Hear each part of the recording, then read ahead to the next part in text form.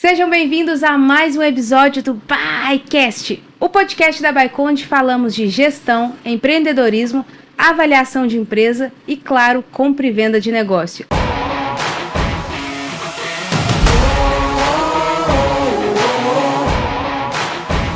E final de ano chegando, nada melhor do que falar de um tema que todos nós devemos usar, que é o entretenimento. Na verdade, é tema para todo ano, não é, Carlos? Com certeza. Seja muito bem-vindo, Carlos, fundador aí da Box Experience, que é uma das maiores empresas aí da região sudeste em entretenimento, shows. E a gente vai entender e mergulhar hoje nesse universo que a gente utiliza, mas a gente não entende os bastidores, a complexidade, toda essa sazonalidade. Aí hoje vem dar uma aula para a gente aqui desse setor, Carlos. Excelente, obrigado pelo convite, é um prazer estar aqui com você. Espero que eu contribua aí com conteúdo qualificado. Já contribuiu com as festas boas, então já... Mas, Carlos, são curiosidades que a gente tem por ser um mercado muito específico, né, de muito uso popular e de pouco conhecimento profissional. Então, as pessoas consomem muito, mas não sabem ali questão de gestão, não sabem o que passa por trás desses grandes eventos, dessas coisas. Antes da gente começar, apresenta pra gente o que é a Box, os shows que vocês já fizeram, festivais, os artistas, só pra gente já começar aí sentindo um pouquinho da parte boa do negócio. Perfeito. Então, brevemente, a Box ela faz parte de um ecossistema de agências, de um grupo, responsável por produção e execução de eventos, né, de pequeno, médio e grande porte. Então, a gente navega aí tanto em festas, festivais, shows. São projetos proprietários, então a gente cria esse conteúdo, né, e também realizamos eventos nacionais, né, Numanice, Bloco do Silva, que são eventos de artistas, né, que correm o Brasil inteiro, e a gente, em Belo Horizonte, é o responsável por essa execução em parceria.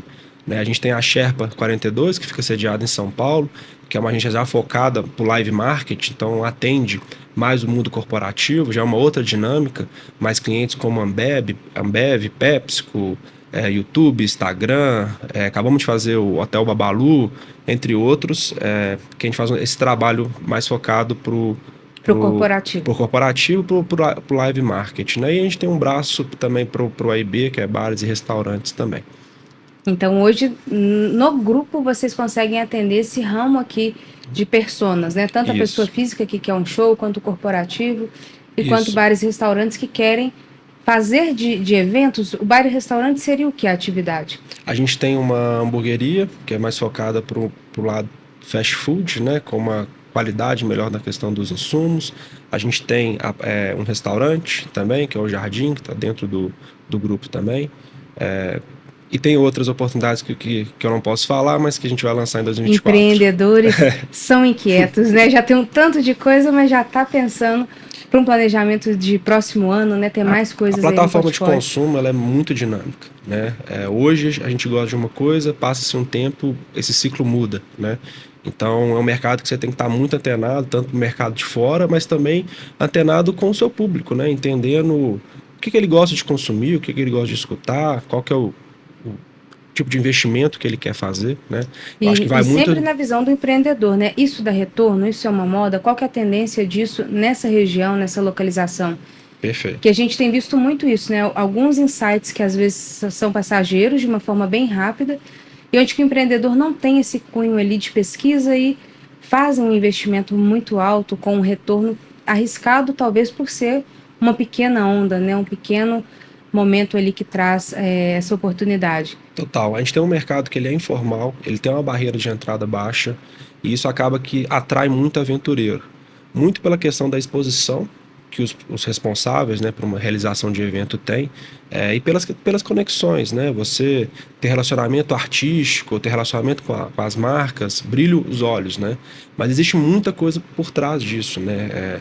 Eu falo da parte de responsabilidade com a sua equipe, com as pessoas que você está colocando em campo para trabalhar, né? Responsabilidades com as empresas que você está se associando, responsabilidades com os empresários, né, que cuidam de carreiras artísticas.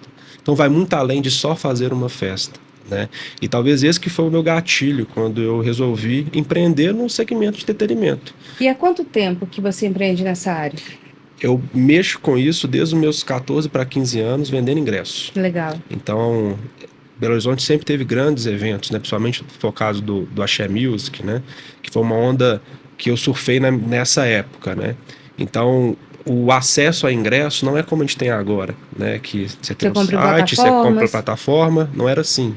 Era mais difícil, então você tinha ali um ponto de venda e os comissários eram muito atuantes. Então eu tinha uma rede de relacionamento tanto dentro da minha escola quanto no clube e que para mim fazia sentido. Então eu acabei sendo esse intermediário na parte de vendas e eu comecei a envolver a partir disso, né? Após isso eu fui iniciar minha carreira, porque o que eu gostaria, né, de Uhum. profissionalmente, né, eu segui o ramo de economia, administração, porque eu Oh, sempre que quis ótimo. empreender, Uhum. e eu não tive um background familiar, né, meu pai e minha mãe não tinham empresa, meus familiares também não Entretenimento tinham, zero. E em show só zero, como e qualquer tipo de empresa, né, o meu pai é engenheiro de uma estatal, minha mãe psicopedagoga, então o meu ambiente familiar, ele não era propício a empreender, né? Então eu fui aprender isso sozinho mesmo, com a vida, e eu entendi que talvez eu tinha que cursar uma economia, uma administração, para eu estar mais dentro da parte de gestão, né, de empreender e tudo, e aprendendo com isso tudo. E a partir disso eu fui seguindo a minha carreira naquilo que eu achava necessário para abrir uma empresa. Então eu trabalhei numa área, em 3 multinacionais, uma na área de marketing, outra na área de vendas, na área de planejamento estratégico. Eu sabia que seria uma base interessante para mim para abrir. Eu não sabia o que eu ia ter. Se eu ia ter uma fábrica de pregos, se eu ia ter comércio, se eu ia ter restaurante, não sabia, né? Mas eu tinha no meu sangue que eu queria empreender, né? E o evento para mim sempre foi renda residual. Então, na época que você está ali na faculdade, né, que você está estudando, é estágio, é trainee, você precisa né? ali de uma coisa mais rápida, Então sim. acabou que eu comecei a vender os ingressos, depois eu comecei a promover festas, depois eu comecei a produzir, né? E chegou um momento que eu falei assim, poxa, vamos entender um pouco do meu mercado. O meu mercado hoje atual, tá? O mercado de entretenimento hoje ele é responsável por quase 4% do PIB do Brasil. 4% Nós do estamos PIB. falando de uma receita de quase 300 bilhões, tá? Meu E Deus. 7% da geração de emprego hoje no país é pelo segmento de entretenimento. Festas, shows, todos os Não entretenimentos. tem oportunidade aí, Demais, né? não? Então, naquela época, logicamente os números hoje são atualizados, mas naquela época eu falei, poxa, mas é algo que eu já tenho experiência, já estou aqui conectado. Eu via os players, né, no qual eu me envolvia, talvez, né, para a realização dos eventos. Eu via vários gaps, né, gerenciais. E eu falei assim, poxa, então eu acho que tem uma oportunidade aí, eu estou linkado, então eu sou novo, tenho 22 anos, então acho que eu vou entrar de vez nessa carreira. Foi aí que eu abri minha primeira agência, né, que não era a Box, que eu já tinha um portfólio de eventos que eu produzia, e a partir disso eu me associei aos meus sócios, né, que é o Guilherme e o Eduardo, que a gente deu continuidade à Box, que já tinham sido criada por eles, e depois a gente participou de fusões, enfim, e E a aquisições, e a gente gente vai chegou no grupo agora. Ótimo, a gente vai chegar nesse assunto que ele é muito propício aqui para o nosso podcast.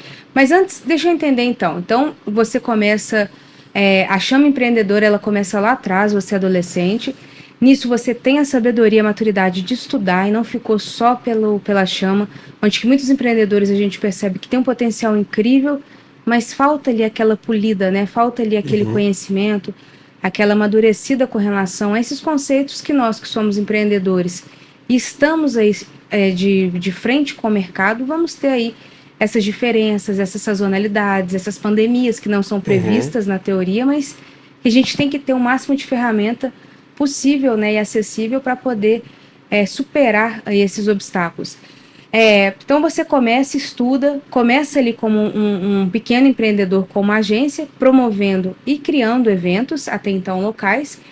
E aí me conta então nesse salto, agora como que você consegue se conectar então em empreendedores maior? Conta pra gente esse primeiro nível para a gente ver então as próximas fusões e aquisições que vão acontecendo ao longo aí do ecossistema de vocês. Nosso setor é um setor muito dinâmico, né? Hoje é um mercado que ele sempre me mostrou dinamismo, flexibilidade e uma atenção muito grande, né? Eu tenho que estar próximo do cliente, eu tenho que estar próximo das pessoas. Então, o mercado consumidor ele é muito heterogêneo. Não existe uma homogeneidade no entretenimento. Então, Você não fala só de forró, você não fala só...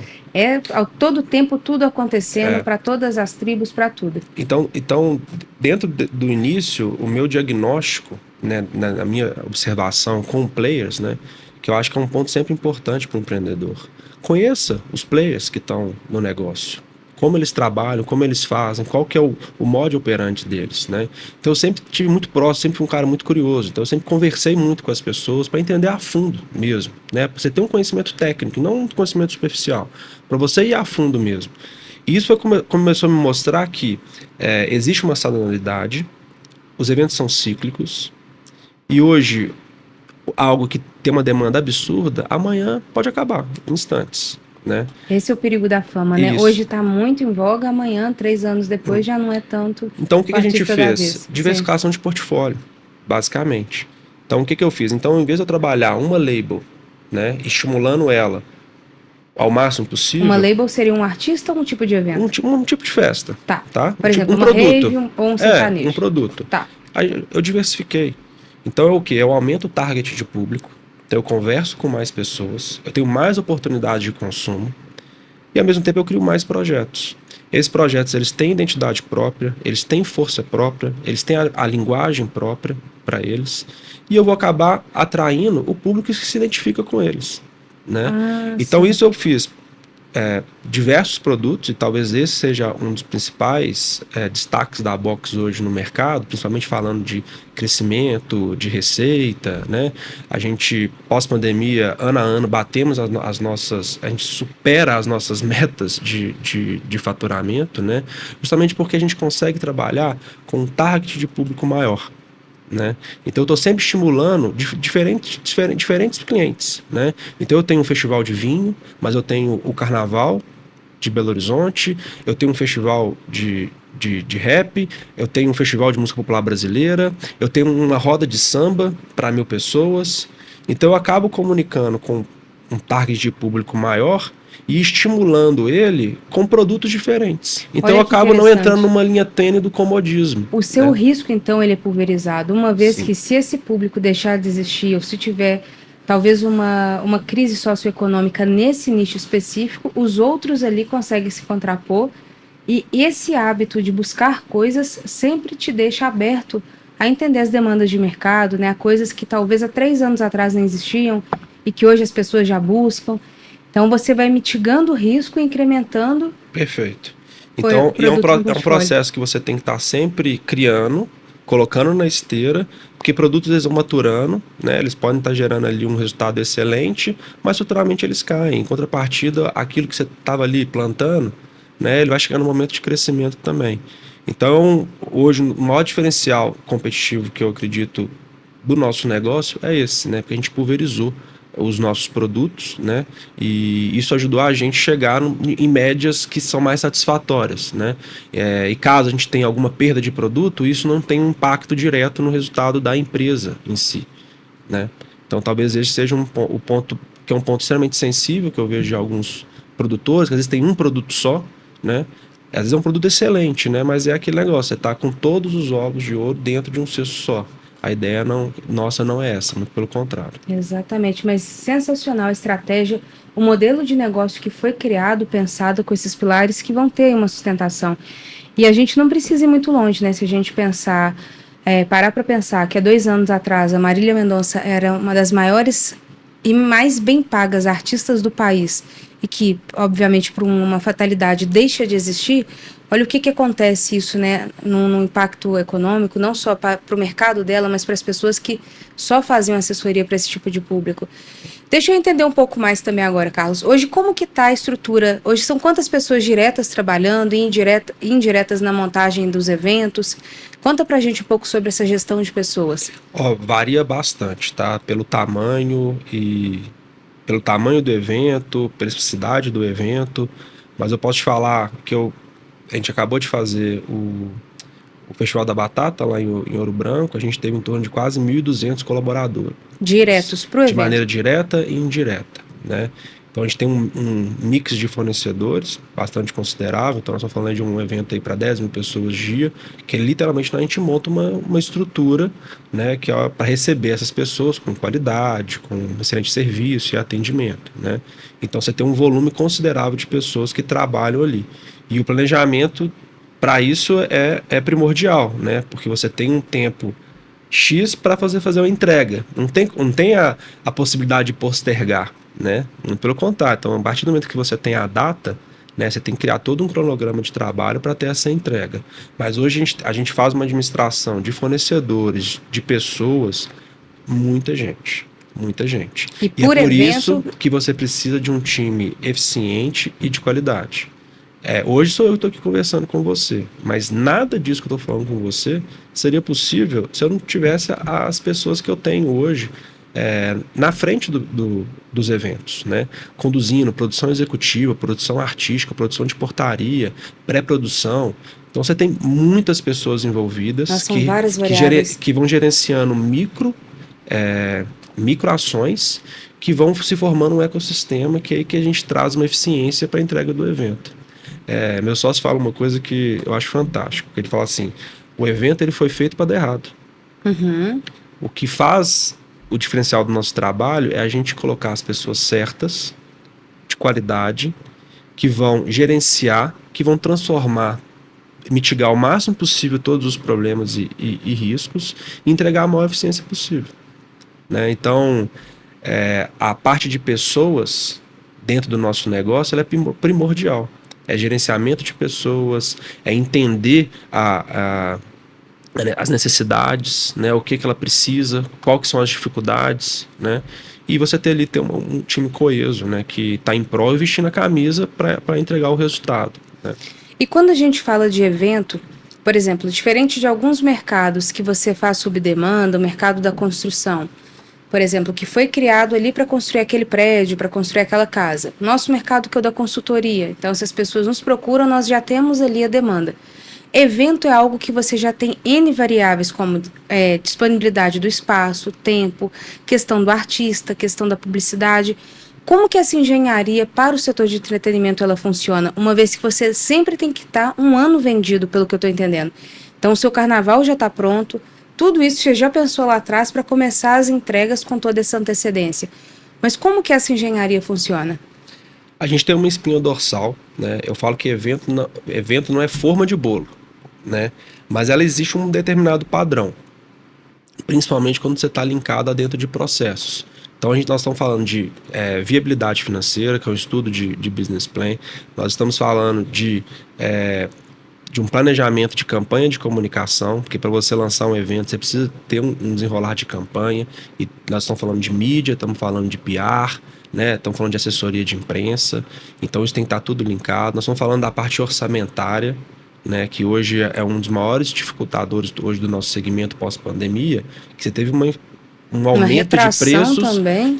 Porque muitos quebraram, né? Muitos funcionários foram mandados embora, foram buscar outras oportunidades, e os que sobraram ainda tem uma equipe enxuta com uma demanda alta, né? Então os preços pressionaram para cima. Então você tem que ter um time que cuida da parte orçamentária bastante forte, porque também não dá para você escolher um fornecedor que não vai te atender, né, ou que vai te trazer determinados problemas tanto na execução. Nós estamos falando de coisas que são contadas milimetricamente, né? O tempo sempre joga contra o produtor de evento. Então você tem que ter empresas eficientes de qualidade. Não tem porque como você tem a logística do artista, a limpeza do espaço, a montagem dos equipamentos, o mínimo ali, né, de serviço mesmo, de food, de bebida, e tudo isso tem que acontecer naquela faixa de horário, né? Você tem a parte de fluxo financeiro, né? Você tem que ter toda a parte de gestão desse projeto no todo. Tem a parte toda analítica, né, de acompanhamento. Tem evento que performa, tem evento que não performa. E aí, como que você vai fazer? O evento não performou, você vai continuar entregando com essa estrutura? Ou o evento performou mais do que você estava planejado, né? Então você ainda tem um trabalho nisso. Aí tem todo o desenvolvimento, né? E pensa que você tem a parte estrutural que tem que entrar, a parte de serviço de atendimento, né? Todo uma máquina que precisa funcionar, que é bastante complexa, né? E a barreira de entrada nesse setor, ô Carlos, como que funciona? Uma vez que a gente vê muitos aventureiros e muitas empresas extremamente profissionais, o, o quão difícil é entrar, perpetuar-se assim nesse setor de entretenimento? Acho que a grande questão, acho que você falou de maneira perfeita, é um mercado que tem uma barreira baixa, mas ele se autoelimina também. Aventureiros, pessoas que querem continuar na informalidade, o mercado vai expulsando. O tempo determina muito isso, né? Cada vez mais o setor ele está exigindo profissionalismo, tá? Pós-pandemia, até porque o pedido de ajuda do setor, que foi o primeiro a fechar e o último a voltar, também colocou em xeque algumas ações que não eram feitas do setor, que era a parte, por exemplo, do trabalho, né? Muitas produtoras colocavam pessoas para trabalhar em insalubridade, né? A pessoa não fazia uma alimentação correta, estava trabalhando 12, 15, 18 horas direto, né? Então, chega um momento lá que o governo levanta a mão e fala, peraí, isso não pode acontecer, então aumenta a fiscalização. A gente teve aí alguns desastres que aconteceram no país, né? Então, a parte de alvará, a parte de ABCB de bombeiro, ficou muito mais rigoroso. Então, se você não profissionaliza, se você não começa a trazer formalidade para o negócio, você vai ser eliminado, né? Então, é muito uma lei da sobrevivência para o setor. Ou você realmente... E a seleção natural também. Os bons vão ficando natural. cada vez melhores. Isso. E os pequenos, ele com qualquer coisa, pequenos assim, não em tamanho, mas em mentalidade.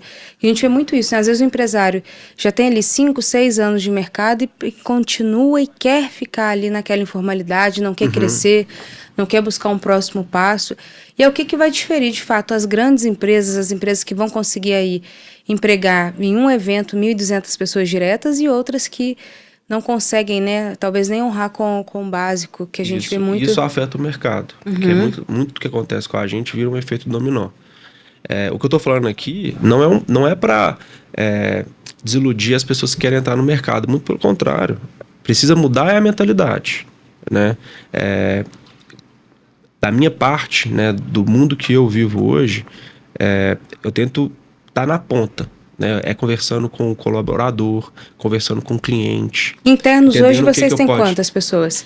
Hoje nós temos na box, né? São 16 pessoas, né? Que ficam ali só na parte estratégica. Que fica só na parte estratégica. Aí vocês vão ter então sempre uma interseção com os empresários, os artistas e com os locais para os entretenimentos acontecerem, para os eventos e tudo. Isso. Você tem gestão de espaço, né? Porque o espaço é um diferencial competitivo hoje. Tem a parte artística, né? Tem a parte promocional, que é importante. Dependendo do tipo do seu evento, né, você está conseguindo posicionar ele em determinados públicos também. Você tem a parte da comunicação, né, a parte financeira e o principal, que é a espinha dorsal, né, de uma agência, né, que é a parte da produção do evento, né. Então, a gente é um pouco, mas é um muito de tudo que tem que ser colocado. Muito de tudo. Eu falo que a pessoa que ela quer ter um pouquinho de referência de como é empreender, né? E o mercado brasileiro é um mercado que as pessoas são extremamente criativas e empreendedoras, né? Cara, faz uma festa. Porque você tem que saber, você vai ter experiência com financeiro, você vai ter experiência com marketing, você vai ter experiência com RH, você vai ter experiência com infraestrutura, vai ter experiência com a parte de legalização. Então, logística, limpeza, pós-evento. Limpeza, enfim, você vai ter um mix de tudo, né? Então, o seu negócio em si são 10 variáveis, no mínimo, simultâneas. Só que em um curto espaço de tempo. E o principal é você conseguir gerir isso tudo com qualidade, né? Para poder entregar uma experiência.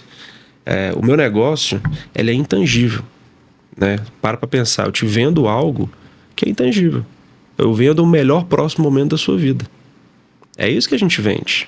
Né? Excelente definição. Que marcam memórias. Um show que eu faço, que para mim faz parte do meu cotidiano, realizar um show, para determinada pessoa ou cliente, foi o show da vida dela. Ela vai lembrar isso pro resto da vida dela, vai contar pros filhos, pros netos.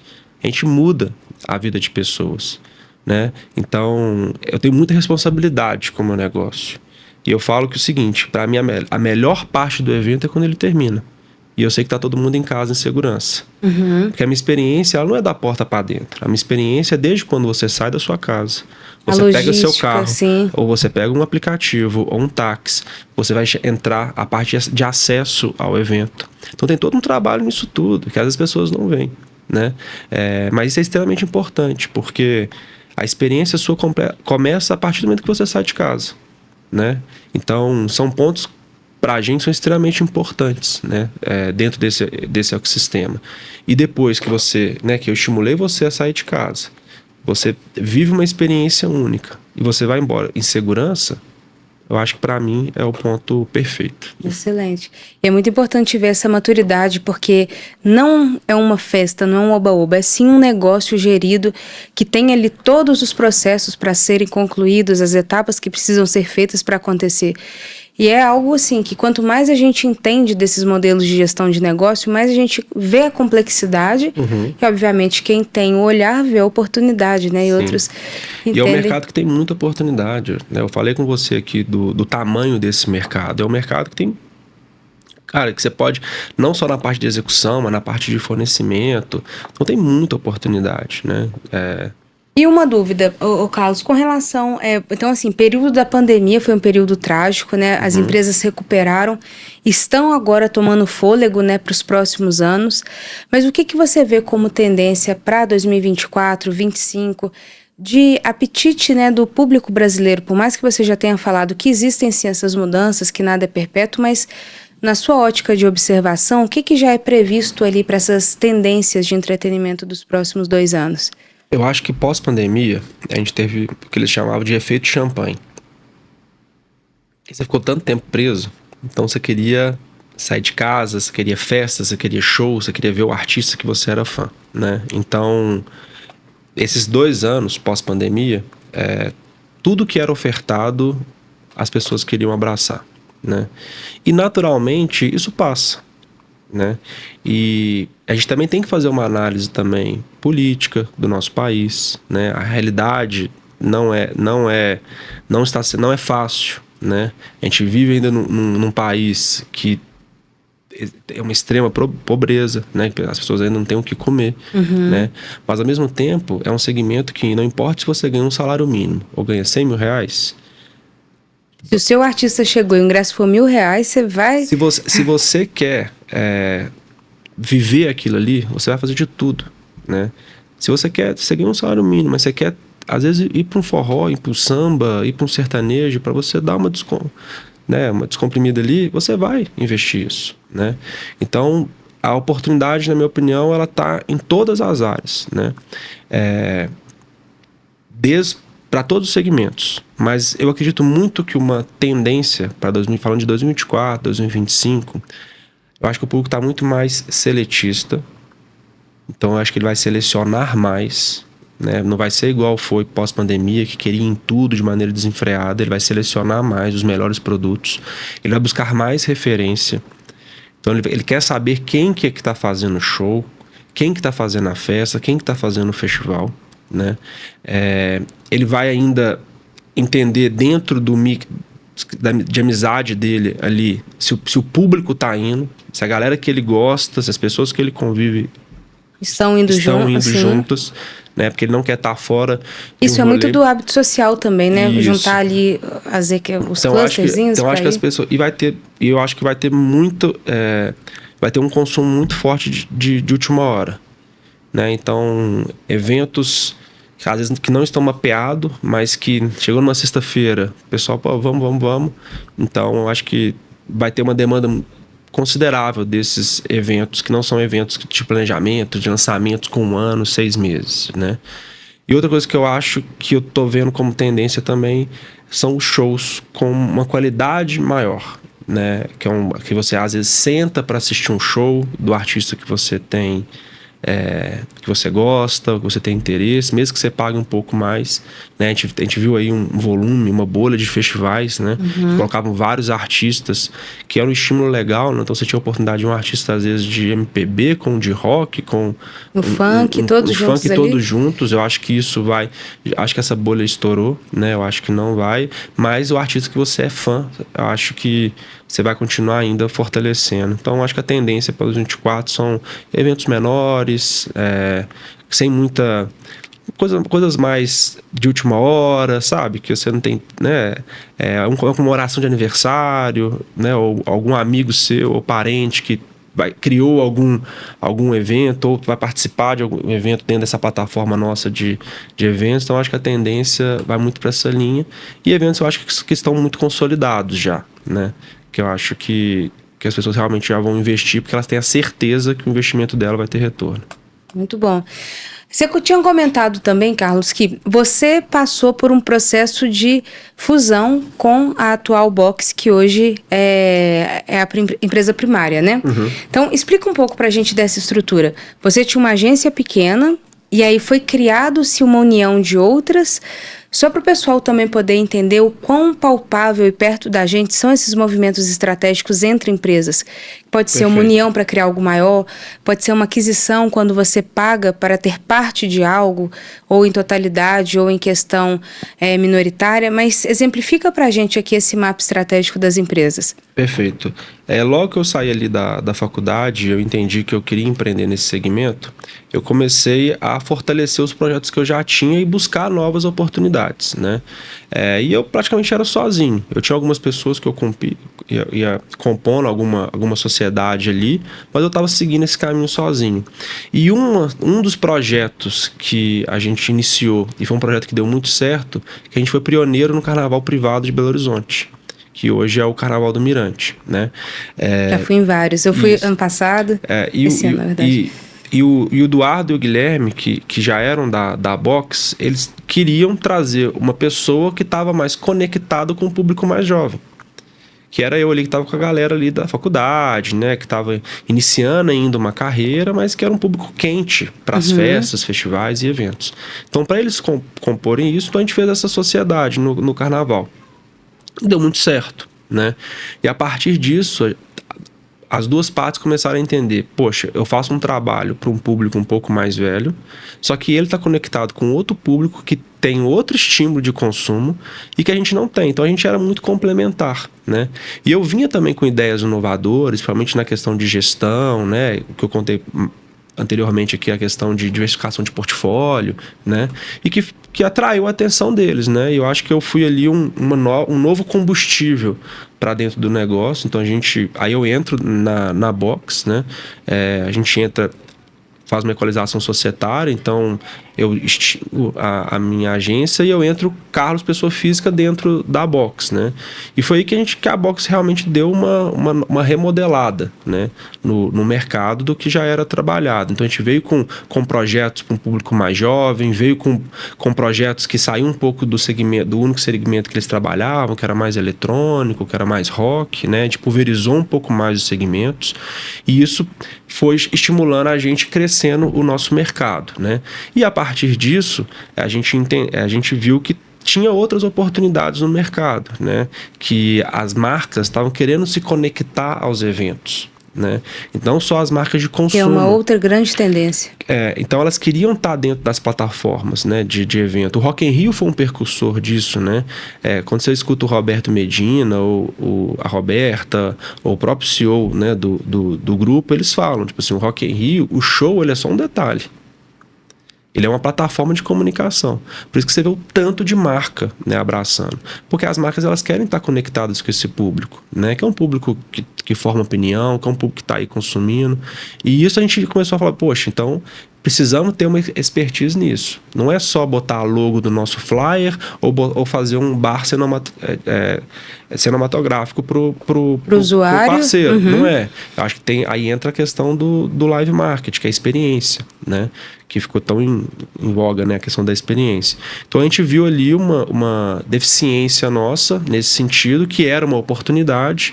Em contrabalance, o Edinho, que é o nosso sócio da Sherpa, que já trabalhava esse mercado, ele queria ter um leque maior de produtos, porque ele estava conectado com as marcas e as marcas nem sempre estavam conectadas com a gente, né?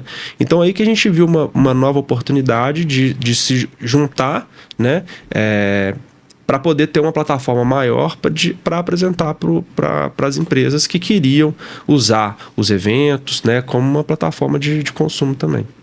Além de marca, ou trial, enfim, né, cada uma com seu objetivo. E olha como que o ecossistema vai crescendo, e quando esses empresários vão buscando esse âmbito da inovação, eles vão entendendo que tudo pode ser complementar, tudo pode ser trazido e aglutinado para dentro daquele dia tão importante, né? A partir do momento que a pessoa se dispõe aí, quanto mais experiência, quanto mais oportunidades puder chegar a ela, melhor é. E obviamente para o evento, para o empresário, mais otimizado foi ali aquela estrutura toda criada. E isso, né, é outro ponto que a gente começa a perceber nos eventos, a diferença de quem já está pensando nessas conexões e quem ainda é aquele tradicional. É o show do X, você só vai ver o X e não tem um espaço de gastronomia diferenciado, você não tem uma bebida diferenciada, uma compra de ingresso que às vezes ainda é em filas, né, não são de forma mais soltas e mais amplas, fazendo com que a gente entenda, né, o que vai gerar ou não. Você falou uma coisa muito importante quando a gente fala de compra e venda de empresa, ou fusões, né, que são a união entre duas empresas para se tornar algo maior, a parte da complementaridade, que é algo fundamental, por mais que intangível, mas que a gente consegue metrificar através do resultado que a sua empresa trouxe. É um jeito de quantificar o quanto que o Carlos foi efetivo e também os seus antigos sócios com base nos resultados que eles tiveram. E é algo muito comum que as pessoas ainda têm muita dúvida quando a gente vai falar desses movimentos estratégicos de aquisição ou fusão de empresa, que é entender que às vezes a pessoa está mais perto de você do que você imagina, ou para um movimento de fusão ou de aquisição, né, de qualquer que seja essa eventual. E eu queria te fazer uma pergunta.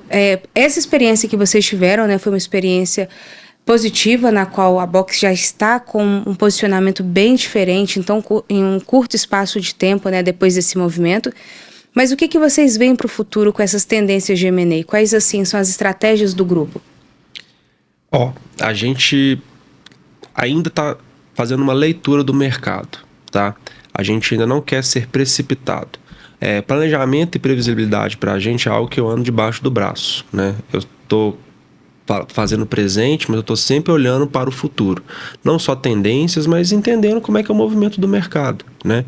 E a gente sabe que às vezes você tem que navegar de acordo com o fluxo do mar. Não adianta eu querer nadar contra isso, né? Lógico, eu acho que tem segmentos que você precisa fazer isso. Mas no meu, que é a questão de consumo, faz mais sentido você caminhar daquilo que você está vendo como as coisas estão lidando. Então, é sempre com um olho no presente e para o futuro. A gente está muito cauteloso em relação a novas aquisições, a novas fusões, né? O que a gente está criando internamente são mais estímulos de consumo, né, baseados em tendências que a gente está vendo lá fora, né? E a gente está associando a pessoas. Por quê?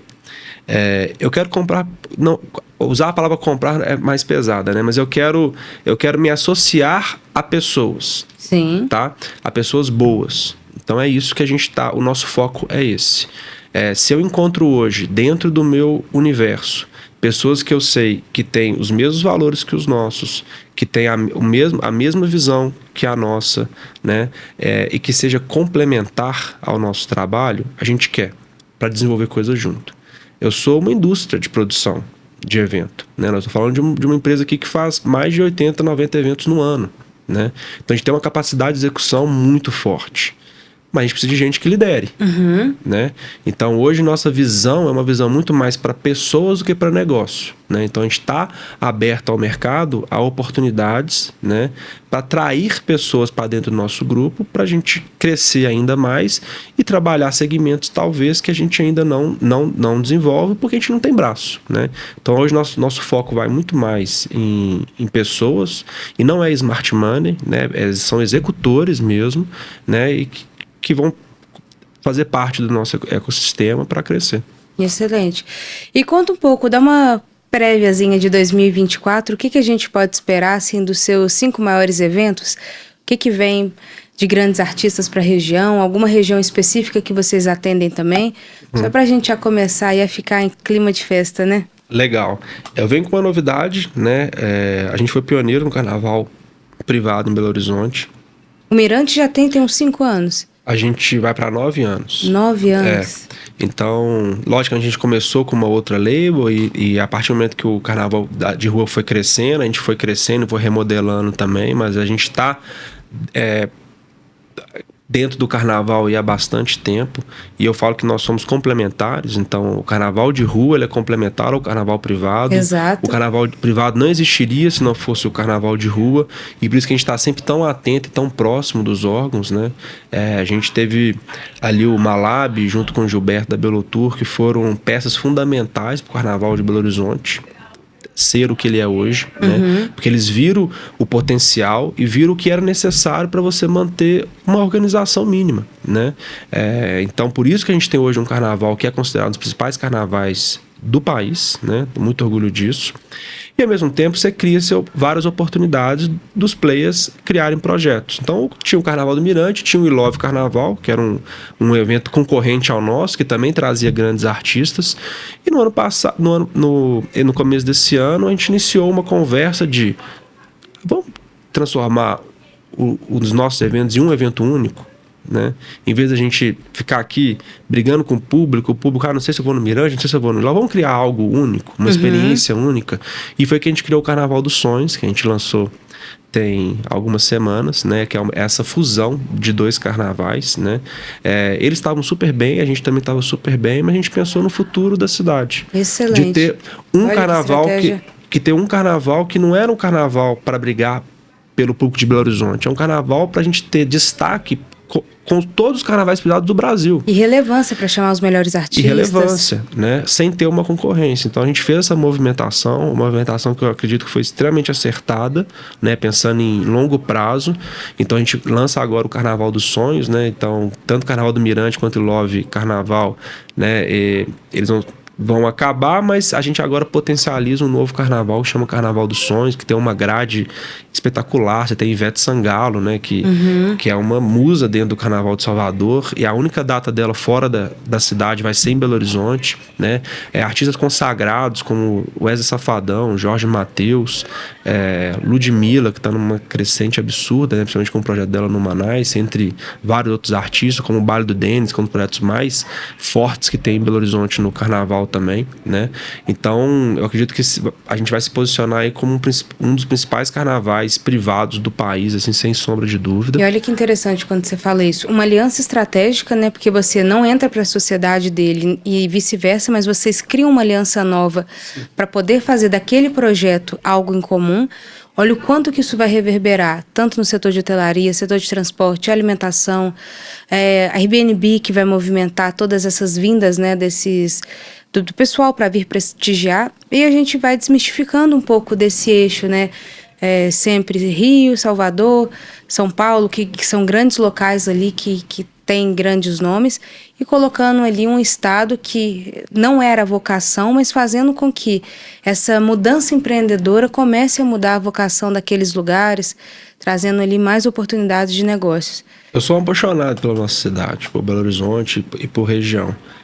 Por isso que eu acredito que eu ainda tem muito trabalho a ser feito na nossa cidade, né? Tanto de estímulo de conteúdo, quanto também de conscientização, né?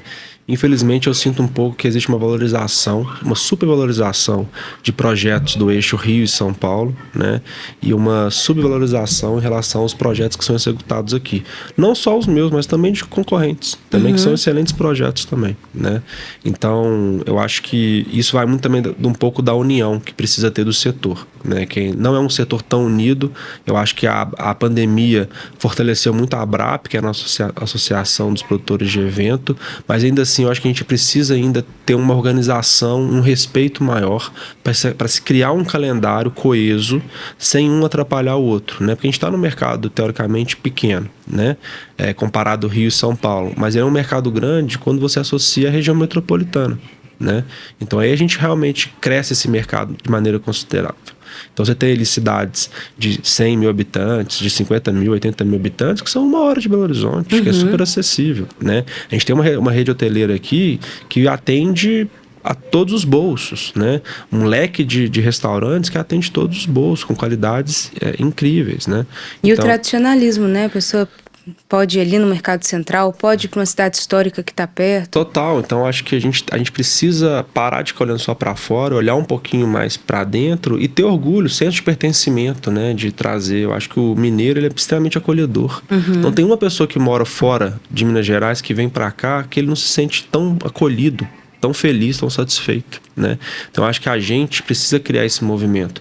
E esse movimento, quando a gente faz, junto com um concorrente nosso, é uma resposta para o nosso setor. Cara, a gente não tem que ser inimigo, né? Nós somos concorrentes, a gente tem que se respeitar. Mas vamos pensar num projeto que é muito maior do que só o nosso individualismo como empresa. Mas uma mudança de vocação, por exemplo, que é o que vocês estão fazendo? Então, acho que isso vale para todos os setores, né? Eu acho que a gente tem que parar um pouco de olhar para dentro e começar a desbravar mais, né? Olhar mais o macro, olhar mais o todo e entender que isso às vezes vai voltar contra você, né? Algumas tomadas de decisão hoje, elas vão te impactar no médio e no longo prazo. E aí? Né?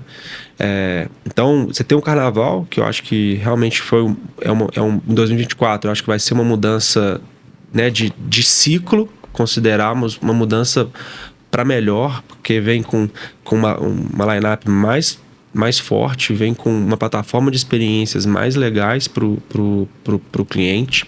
A gente fez agora uma parceria, né, que a gente agora assume um festival de rap, que é uma tendência que eu acredito que dos próximos anos, que é o Rap Game, que é um projeto incrível, idealizado pelo Zeu e pelo Romeu, que nos convidaram para fazer parte desse projeto que cresceu tanto. Cresceu muito mesmo. Cresceu muito. Então, eles, acho que por tudo que a Box representou hoje no mercado, eles fizeram esse convite para a gente, porque eles entenderam que o evento ficou maior, né? Ele precisa de ajuda, e eu me senti extremamente honrado, né, de assumir isso. Então, a gente vai ter o Rap Game hoje, provavelmente vai ser um dos maiores eventos do rap do Brasil, né? A gente está preparando hoje um evento incrível, né? E a gente tem um projeto que a gente vai remodelar, que é o Breve, né? Que a gente já colocou Festival Breve, sim. Nós voltamos 55 mil pessoas no Mineirão, e para 2024 a gente vem com uma mudança para ele, né? Que a gente está preparando, que eu não posso falar porque ainda está 95%. Então fiquem fechado, de olho nos Instagrams para... Mas o Breve, ele vai vir com uma pegada diferente, com um formato diferente, né? E às vezes pode ser até que venha tenha mais frequência, né? E não seja no ano, né?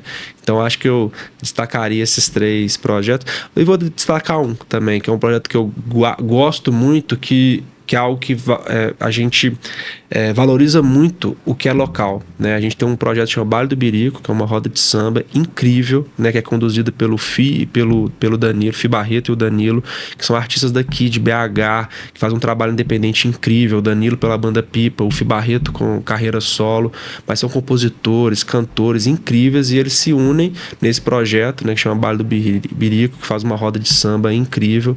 Apesar de ser um evento menor, né? Mas é um evento de qualidade assim absurda, que eu destaco também, que hoje a gente recebe solicitações de várias cidades que querem levar o evento para lá, porque realmente tem uma energia diferente, né? Então eu falei aqui de grandes eventos, mas de algo que toca ali aquelas pessoas que estão... Mas eu também trago também aqui o Bairro do Ibiri, que é um projeto incrível que a gente tem, que esse ano realmente foi um destaque absurdo, né?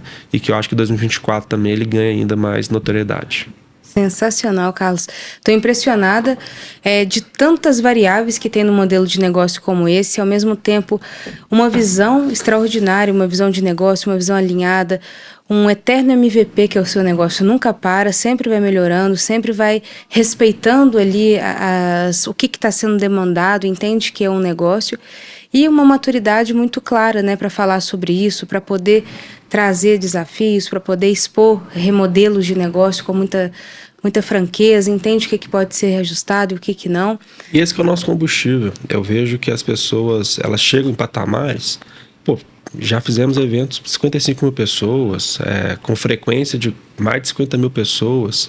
Cara, mas ao mesmo tempo a gente está lá criando um projeto, que é o projeto novo que a gente criou, que chama Pegada Sincera, que é com o Teus, que é um excelente professor de educação física, que sempre gostou de cantar, e a gente criou uma banda para ele, criamos esse projeto chamado Pegada Sincera, que a gente já fez 2 edições para 300 pessoas. Uhum. Então, ao mesmo tempo que a gente negocia com artistas nacionais, internacionais, a gente também está trabalhando em eventos menores, que plantando esses eventos, para daqui 5 anos talvez ter uma grande... 2, 3, 4 eventos. Então é um mix, né, de estímulos que a gente vai criando, que você vai estar sempre ali criando um combustível para desenvolver projetos e produtos, assim, né? Eu acho que é por isso que a gente sempre está tão entusiasmado assim com os eventos, né, com o mercado, porque que está sendo criado, porque né? você cria muito e o tempo nosso de resposta é muito rápido. Então, quando você cria um projeto, você já coloca ele na rua, né? Brinco lá, se nasceu perfeito, nasceu tarde, né?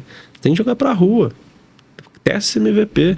Eu vejo vários empreendedores, né, que ficam ali querendo lançar o negócio de maneira perfeita. Cara, não precisa. Perde o time, perde o combustível, né? Vai para próximas pessoas que você convive, nos amigos, né? Vai criando aquilo ali e vai entendendo e criando as curvas de aprendizado, né? Não tenha vergonha de começar pequeno, não tenha vergonha de começar, né? Então, óbvio, a gente que já está num patamar, né, de executar grandes projetos, né? A gente recomeça projetos menores. E estamos lá presentes, estamos avaliando, contribuindo, ajustando o que precisa ajustar. Eu acho que a nossa experiência contribui muito para isso, né? Mas eu acho que é algo que faz parte do nosso DNA e não vai parar. Que sensacional. Carlos, estamos chegando ao fim. Queria que você deixasse uma mensagem para o público, as pessoas que não entendem esse bastidor, mas que devem estar tão em êxtase como eu, que sou mais usuária, né, dos shows, do que entende de fato ali toda essa engenharia super complexa, super detalhada que precisa. Até um ponto de alerta, algum espaço de fala mesmo que você queira com o público final. E também com as pessoas que queiram trabalhar nesse mercado, né? Servindo ali serviços de logística, de alimentação, serviços de locação, só para a gente ter uma visão de quem está na ponta, né? E quem tem ali sempre os dois lados para poder oferecer uma opinião sincera. Perfeito. Olha, eu acho que a mensagem que eu quero deixar é uma mensagem de valorização do setor. Eu acho que as pessoas elas não valorizam os eventos, né? Acho que o ingresso é só um ingresso de acesso. E isso é o nosso trabalho, né? As pessoas, elas vivem disso. Nós estamos falando aqui de uma cadeia que depende, né, do bom resultado de um evento que sustenta vidas, né? Então, valorizem o setor de evento, comprem os seus ingressos, né? A gente não pode dar a única coisa que a gente tem para vender. Então, a mensagem que eu quero passar para as pessoas é: valorizem o setor. É um setor que ele tem uma cadeia gigantesca, são muitas pessoas envolvidas, né? E a gente tem 4 pilares só de receita, né? Então, valorizem, né? Valorizem e respeitem o nosso negócio. E para aquelas pessoas que têm interesse, que é um mercado extremamente promissor, né? Primeiro, qualifiquem-se, procurem oportunidades para trabalhar, para conhecer, né? Tem vários eventos, vários fornecedores que buscam. Não adianta você querer ser já um produtor executivo. Você tem que começar de baixo, né? Pode trabalhar no bar, trabalhar numa portaria, entende o mecanismo. A gente tem muita oportunidade, né? Então, para quem quer entrar nesse setor, eu acho que não queira produzir o evento. Queira trabalhar primeiro, queira entender, né? Antes de já querer contratar um artista de grande porte e fazer um evento, né? É um investimento alto, demanda tempo, demanda experiência, demanda uma boa gestão, né? E acaba que isso você está envolvendo vidas, né? Então, acho que as pessoas precisam se qualificar. Então, acho que as duas mensagens que eu tenho para deixar são essas. Excelente. Carlos, te agradeço por participar do Bycast, por trazer assim com muito brilhantismo, sobriedade, uma coisa que a gente não consegue ver em questão de complexidade, e também trazendo ali mais uma lente, né, para nós como usuários e também como possíveis fornecedores, sobre o quão oportuno é o mercado, mas ao mesmo tempo quantas variáveis tem, e talvez isso justifique, né, o investimento das pessoas entenderem que o investimento precisa ser feito para poder abastecer uma cadeia tão complexa como essa de uma forma, né, bem clara. Muito obrigado por ter participado do Bycast, parabéns pelos negócios, sou fã, o Carnaval do Mirante, eu estava tentando lembrar quando você ia falando, mas esse ano eu fui em 2 shows, BH Legal. De fato tem sido uma grande referência, Festival Breve eu fui ano passado, que esse ano não deu para ir, que eu estava em São Paulo, mas festival que vi muita cultura legal, festival muito dinâmico.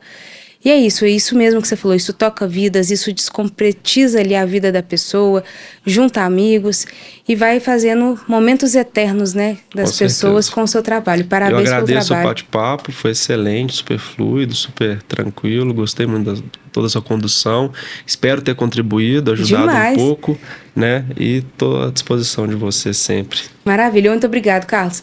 Gostaram, pessoal, desse episódio? Comenta aqui então qual show que você já foi, qual show que você quer ver, ou se já foi aí em alguns festivais promovidos pela Box Experience. Até o próximo episódio, pessoal. Até breve.